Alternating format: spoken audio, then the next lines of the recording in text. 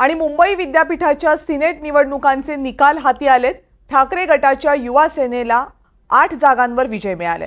मयूर पांचाळ, स्नेहा गवळी, धनराज कोहचाडे, शीतल देवरुखकर, शशिकांत झोरे, प्रदीप सावंत, मिलिंद साटम हे उमेदवार विजयी झालेत। 10 पैकी 8 जागांवर युवा सेनेला सध्या यश मिळाले।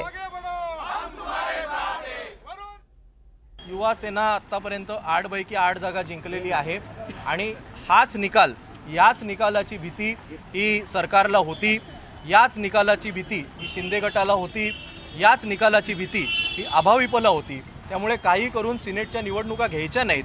गेल्या वर्षी जर या निवडणुका झाल्या असत्या, जर 93,000 मतदारांची यादी असताना जर या निवडणुका झाल्या असत्या, तर मी तुम्हाला सांगतो की असाच निकाल आला असता। हीच भीती त्यांच्या मनामध्ये होती, पोटात होती, म्हणून गेल्या वर्षीच्या स्थगित केल्या, या वर्षीच्या स्थगित केल्या।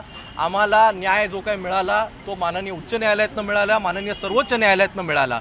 या लोकांना निकाल लावू नये म्हणून देखील एकदा नाही तर 2 वेळा न्यायालयामध्ये गेले। आधी उच्च न्यायालयामध्ये गेले, सर्वोच्च न्यायालयामध्ये गेले।